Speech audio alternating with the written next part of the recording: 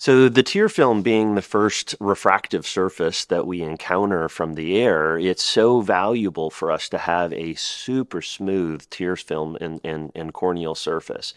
If that is affected, we can detect that with hyperosmolarity in our office. And if it is being affecting the patient, it's going to disrupt the visual clarity that they have.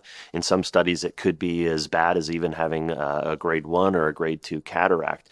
And that clarity of vision is something that patients from a refractive standpoint are really looking for. If they're going to spend, hundreds of dollars on a pair of glasses, or they're desiring to have comfortable and clear vision with a contact lens, if the osmolarity is disrupted, it means the tear film and the corneal is disrupted, and we're going to have a breakdown of the visual system.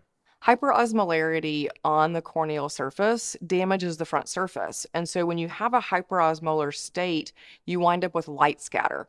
And that light scatter means that patient's not going to have the best vision possible. So that really matters no matter what part of the practice we're talking about, whether it's a spectacle prescription, whether it's a contact lens prescription, prepping a patient for moving on to cataract surgery. All of those places, we need our patients to see their very best. And if there's a hyperosmolar state on the front surface, we're losing light due to scatter.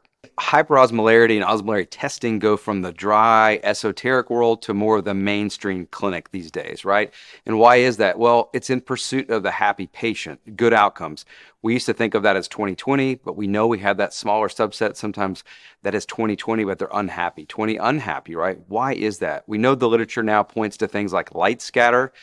So when you have a cornea that looks normal, there may be no staining, tear breakup time looks good, just something going on there, right? We have good IOLs these days. We don't have to worry about centration.